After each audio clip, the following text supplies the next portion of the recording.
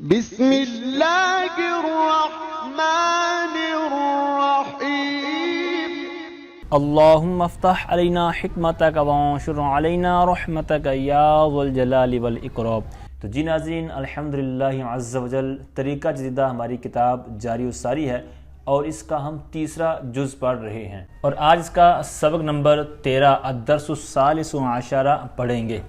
تو اب یہ سبق بھی بہت زبردست سبق ہے کہ اس کے اندر ہمیں نئے نئے الفاظ معنی دیکھنے کو ملیں گے، نئے نئے انداز میں جملے سیکھنے کو ملیں گے، اور بہت زبردست سبق انشاءاللہ عز و جل آپ کو علمی لحاظ سے ملے گا۔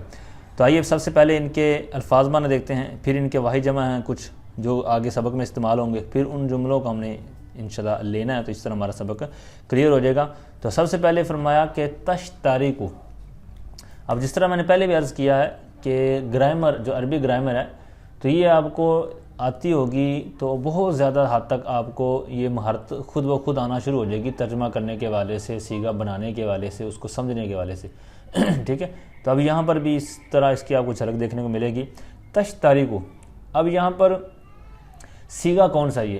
تو اشتراک یا اشتراکو، اشتراک لفظ آپ نے سنا ہوگا، مشترک لفظ یا مشترک لفظ، تو یہ جو لفظ آتے ہیں سارے صیغے تو یہ اسی باب سے آتے ہیں۔ تو اشتراک کا یہاں سے یہ تشتریکو۔ اب یہ صیغہ واحد مؤنث کا بھی بن سکتا ہے یعنی غائب کا، اور واحد مذکر حاضر کا بھی بن سکتا ہے، ٹھیک ہے، یعنی دیکھنے میں آئے تو۔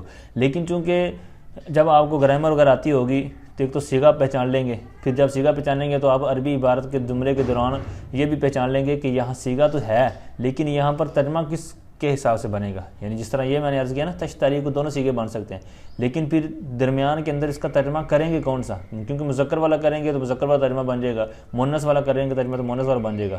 لیکن ایسا ہونا چاہیے کہ اگر جملہ مؤنث کا ہے تو ترجمہ بھی مؤنث والا ہونا چاہیے، ایسا نہ ہو کہ جملہ مؤنث والا ہو ترجمہ مذکر والا کر رہے ہو، تو یہ سارا آپ نے مینیج کرنا ہوتا ہے۔ تو یہی کچھ ہم نے سیکھنا ہوتا ہے عربی گرامر کے اندر، اور یہی طریقہ ہوتا ہے ترجمہ کرنے کے حوالے سے، تو یہی بول چال کے اندر پھر یہ چیزیں کام آتی ہیں۔ تو بہرحال کہنے کا مقصد یہ ہے کہ آپ لینگویج سیکھ رہے ہیں، عربی بول چال سیکھ رہے ہیں، یا ترجمہ کرنے کی مہارت پیدا کر رہے ہیں اپنے اندر، تو اس کے لیے پھر آپ کے لیے جو معاون بہترین چیز ہے وہ آپ گرامر کو بھی ٹچ رکھیں، ٹھیک ہے، اس کو بھی آپ ٹائم دیں، روزانہ اپنا ایک ٹائم ٹیبل بنا لیں، گردانے، اور کوئی بھی اردو کی کتاب رکھ لیں، خلاصۃ النحو رکھ لیں، نصاب النحو رکھ لیں، اسی طرح اور بھی آسان آسان کتابیں مشہور ہیں مل جاتی ہیں، تو آپ ان کو لیں اور ان کو کچھ نہ کچھ وقت دیں، تو انشاءاللہ یہ آپ گروم ہوتے چلے جائیں گے۔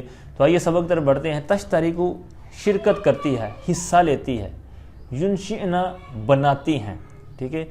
اب یہاں پر ساری چیزیں گرامر کے حوالے سے میں نے پچھلے بھی سبق میں عرض کیا، بار بار عرض کرتا بندہ اچھا نہیں لگتا، تو ینشئنا وہ بناتی ہیں، ٹھیک ہے۔ یہاں پر اسی طرح صیغہ جو پچھلے سبق میں نے عرض کیا تھا، یمارسنا، یہ بھی جمع اسی طرح جمع مؤنث غائب کا صیغہ، ٹھیک ہے۔ ینشئنا وہ بناتی ہیں، یمارسنا وہ ٹریننگ کرتی ہیں، پریکٹس کرتی ہیں، مشق کرتی ہیں، ٹھیک ہے، ریہرسل کرنا جس طرح کہتے ہیں۔ یقودنا چلاتی ہیں، ٹھیک ہے۔ یتدربنا، دربا یہ باب تفعیل سے، دربا یدرب تدریب، یہ ہوتا ہے عادی بنانا، ٹھیک ہے، عادت میں شامل کرنا کسی چیز کو، تو عادی بنانے کے معنی میں استعمال ہوتا ہے۔ یدعونا، دعا یدعو پکارنا، بلانا، دعوت دینا، انوائٹ کرنا۔ یمنعو روکنا، منع لفظ آپ نے سنا ہوگا، مانع لفظ سنا ہوگا تو اسی سے ہے، اسی طرح ممنوع لفظ بھی آتا ہے، تو یہ سارے المنع مصدر سے ہی بنائے ہوئے ہوتے ہیں، ٹھیک ہے۔ تو جس طرح کا صیغہ پھر ہوگا اسی طرح کا ترجمہ ہو جائے گا۔ اب یہ تھے کچھ مفردات یعنی الفاظ معنی وغیرہ۔ اب نیچے جو آگے سبق کے اندر کچھ استعمال ہوئے ہیں مفرد جمع، ٹھیک ہے، تو اس طرح کی کچھ باتیں ہوگی، اور یہ بھی بندے کو زندگی میں کام دیتی ہیں، کیونکہ بندہ جب پڑھنے پڑھانے کا ساتھ تعلق رکھتا ہے تو اس طرح کی چیزیں بہرحال دیکھنے کو ملتی ہیں۔ تو فتن یہ مفرد ہے، اور آگے ہے فتیان جمع، ٹھیک ہے۔ فلات یہ مفرد ہے اور آگے والا جمع، اس طرح نیچے اور اس طرح لیفٹ سائڈ پر۔ تو ان کا معنی دیکھیے، فتن کہتے ہیں نوجوان کو، یعنی ایک نوجوان۔ اب اس کی جب جمع آئے گی فتیان، تو یہ بہت سے مطلب نوجوان مراد ہوں گے، بہت سے نوجوان، بہت سے لڑکے، ینگسٹار۔ تو پھر فلاتن ایک میدان، چٹیل میدان، بے آباد بنجر جس کو بولتے ہیں، فلات میدان۔ تو اگر اس کی جمع آ جائے گی فلاواتن، مطلب بہت سے چٹیل میدان، بہت سے میدان۔ آگے یہ چٹیل میدان کے حوالے سے آگے ایک باقاعدہ گراؤنڈ کے حوالے سے جس طرح ہوتا ہے نا لفظ میدان، گراؤنڈ، ٹھیک ہے۔ تو یہاں پر میدان اور اس کی جمع آتی ہے میادینو۔ اب یہ غیر منصرف کا یعنی جمع منتہا الجموع کا وزن ہے، اس پر غیر منصرف کے جو احکام لازم آتے ہیں، تو یہاں پر اس وجہ سے میادینن نہیں کہا، ٹھیک ہے، میادینو کہا ہے کیونکہ یہ مفاعیلو کے وزن پر ہے۔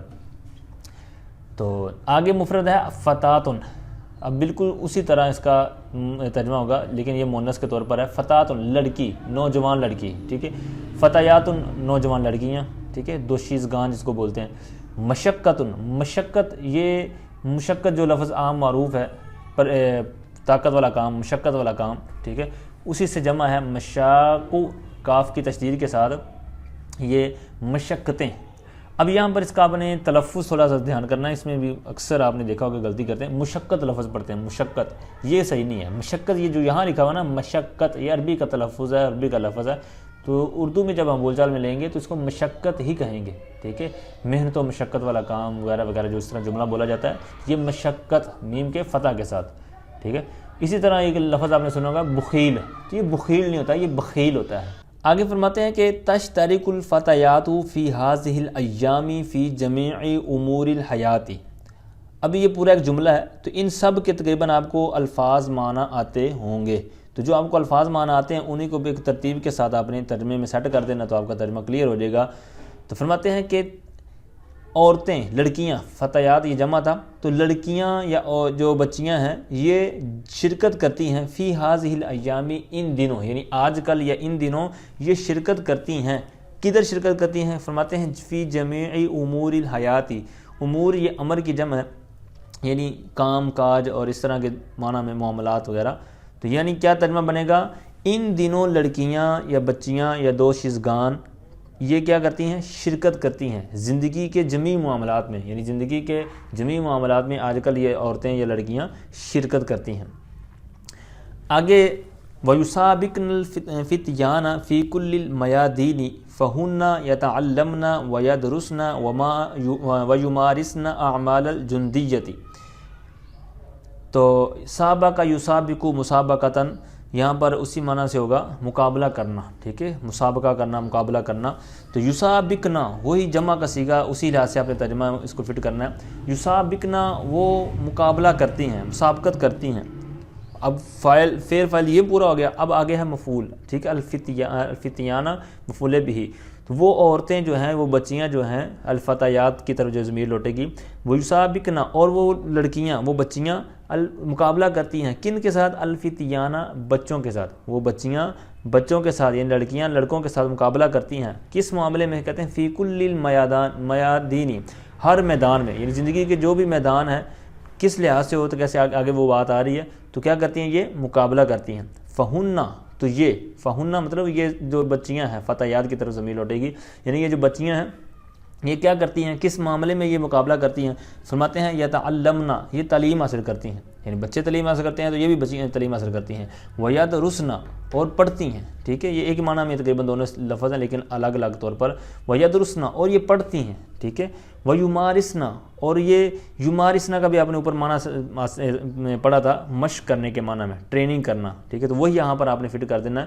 ویمارسنا اعمال الجندیتی، اور یہ پریکٹس کرتی ہیں، مشق کرتی ہیں، اعمال یہ عمل کی جمع ہے، الجندیہ، جندن ویسے کہ لشکر کو بولتے ہیں، ٹھیک ہے، گروہ، لشکر، اور یہاں پر الجندیہ یہ لشکر کے ہی معنی میں ہے، یعنی فوجی جو معاملات ہوتے ہیں، فوج کی جو پریکٹس والے کام ہوتے ہیں، تو ان کی طرف یہ اشارہ ہے، ان کی طرف استعمال ہوتا ہے لفظ وَيُمَارِسْنَ أَعْمَالَ الْجُنْدِيَّةِ، اور یہ پریکٹس کرتی ہیں، یعنی یہ جو بچیاں ہیں یہ پریکٹس کرتی ہیں فوجی کاموں کی، یعنی فوجی معاملات ہوتے ہیں، یعنی جس طرح فوج میں عورتیں بھی بھرتی ہوتی ہیں، اور تو اس طرح کے معاملات میں یہ کیا کرتی ہیں؟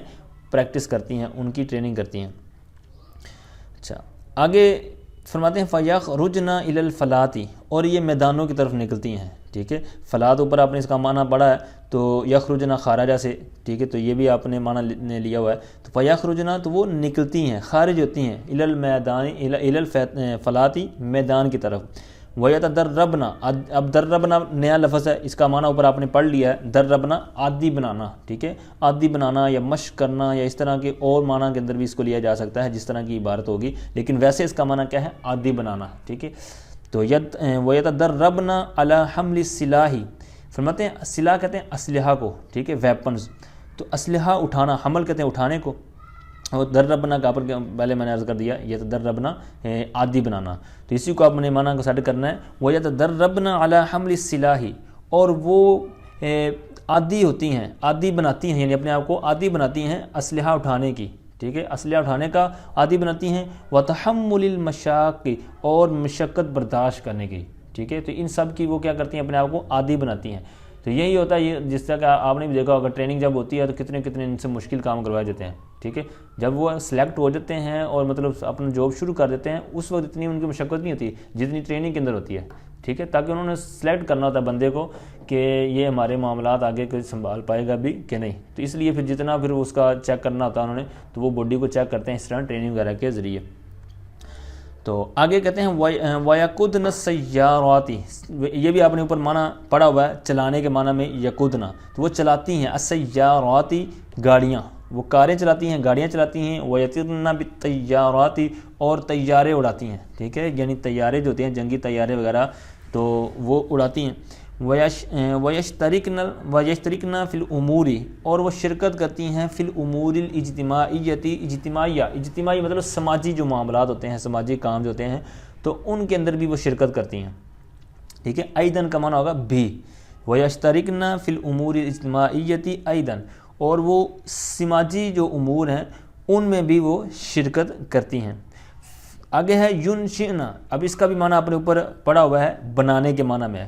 فَيُنشِئْنَ الْجَمْعِيَّاتِ، اور وہ بناتی ہیں، کیا بناتی ہیں؟ جمعیات انجمنیں، تنظیمیں، ٹھیک ہے، مطلب مختلف طرح کی تنظیمیں وغیرہ بناتی ہیں کام وغیرہ کرنے کے لیے، فلاحی کام وغیرہ جو بھی جس طرح کا بھی مطلب جس میں دین کا فائدہ ہو، دنیا کا فائدہ ہو، امت کا فائدہ ہو، لوگوں کا فائدہ ہو، جو مخلوق ہے اس کا فائدہ ہو. تو اس طرح کسی بھی طرح کی بھلائی فلاح و بہبود کے لیے کام کر سکتے ہیں، تو اس لیے اس کے لیے تنظیمیں بناتے ہیں. تو کہتے ہیں فَيُنشِئْنَ الْجَمْعِيَّاتِ، وہ انجمنیں بناتی ہیں، تنظیمیں بناتی ہیں. اچھا آگے فرماتے ہیں وَيَدْعُونَ دَعَا يَدُهُ، اس کا بھی معنی آپ کو آتا ہوگا اِلَى فِعْلِ الْخَيْرَاتِ، اور وہ نیکی کے کاموں کی طرف بلاتی ہیں، دعوت دیتی ہیں، ٹھیک ہے. وَلَا يَمْنَعُ الدِّينُ الْإِسْلَامِيُّ الْمَرْأَةَ مِن مُسَاعَدَةِ الرِّجَالِ فِي كُلِّ شَيْءٍ. فرماتے ہیں کہ دین اسلام یہ منع نہیں کرتا، یہ روکتا نہیں ہے، کس کو؟ المرأۃ، عورت کو. دین اسلام یہ روکتا نہیں ہے عورت کو، کس معاملے میں؟ کہتے ہیں من مساعدۃ الرجال، مساعدہ کہتے ہیں باہم مدد کرنا، باہم کوشش کرنا، یا یوں سمجھیں اس کو، اس کا جو عبارت کے ساتھ سے ترجمہ بنے گا ہاتھ بٹانا، کسی کی مدد کر دینا، ٹھیک ہے، جائز طریقے پر. فرماتے ہیں کہ دین اسلام عورت کو مرد کا ہاتھ بٹانے میں روکتا نہیں ہے، ٹھیک ہے، اس طرح کی اس کی کوشش کر سکتا ہے، عورت کر سکتی ہے، اس کی مدد کر سکتی ہے، اس کے ساتھ معاملات چلا سکتی ہے، فی کل شیء، ہر معاملے میں، ٹھیک ہے. لیکن جہاں پر بھی اس طرح کی بات ہوگی شریعت کا دامن تھامے ہوئی ہوگی. پھر آگے فرماتے ہیں وَلَكِنَّهُ يَطْلُبُ مِنْهَا شَيْئًا، یعنی دین اسلام روکتا نہیں ہے عورت کو اس طرح کام کاج کرنے سے، لیکن ایک اس سے تقاضا کرتا ہے. فرماتے ہیں وَلَكِنَّهُ يَطْلُبُ مِنْهَا شَيْئًا وَاحِدًا، لیکن وہ دین اسلام اس عورت سے ایک شے کا طالبہ کرتا ہے، طلب کرتا ہے، مانگتا ہے، یہ تقاضا کرتا ہے. وہ کیا چیز ہے؟ هو الحرص، اور وہ حرص ہے. حرص یہاں حرص کے معنی میں تو نہیں رہے گا جو حرص کا لفظ ہے، لیکن یہاں پر حفاظت کے معنی میں ہوگا، یعنی اپنی حفاظت کرنا، اپنے جو حقوق ہیں، یعنی جو شریعت کی طرف سے اس کے پردہ وغیرہ اس طرح کی دیگر چیزیں ہیں، تو ان کی دین اسلام پابندی چاہتا ہے کہ وہ دین اسلام کا جو دامن ہے اس کو تھامے ہوئے یہ سارے معاملات کرے. والحرص علی آدابها، کہتے ہیں وہ آداب، اس کے جو آداب ہیں، ٹھیک ہے، آدابها یعنی عورت کے جو معاملات ہیں تو اس کی وہ حرص کر رہے ہیں، وہ حرص ہے اس کے آداب کی. اچھا آگے کہتے ہیں والاستمساک بفضائل دینها، اور تھامے رہنا ہے. استمساک، تمسک، اس طرح کے معنی آپ نے پڑھے ہوں گے، تمسک لفظ بھی پڑھا ہوگا آپ نے. تو استمساک مطلب تھامنا، دامن تھامنا، یہ کہہ لے لحاظ کرنا، ٹھیک ہے.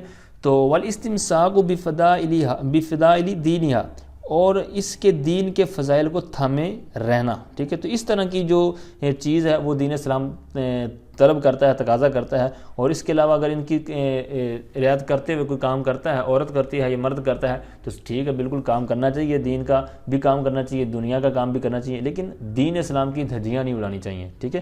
تو یہ جو کہتے ہیں کہ میرا جسم میری مرضی، تو یہاں پر ان کو بھی سبق سیکھنا چاہیے کہ دین اسلام ہر طرح کے مطلب عورت کو حقوق دیتا ہے، لیکن ساتھ میں شریعت کی جو اصول ہیں، ضوابط ہیں، کیونکہ ہر چیز کے کوئی نہ کوئی اصول و ضوابط ہوتے ہیں. آپ کسی کا پاس کوئی کام کریں گے یا کسی بھی معاملے میں، تو ہر چیز کی، ہر کمپنی کی، ہر ایک ادارے کی، ہر ایک مذہب کی کچھ شرائط ہوتی ہیں، اصول ہوتے ہیں. تو اسی طرح دین اسلام ایک مکمل دین ہے، تو اس کے بھی باقاعدہ ضوابط ہیں، اصول ہیں.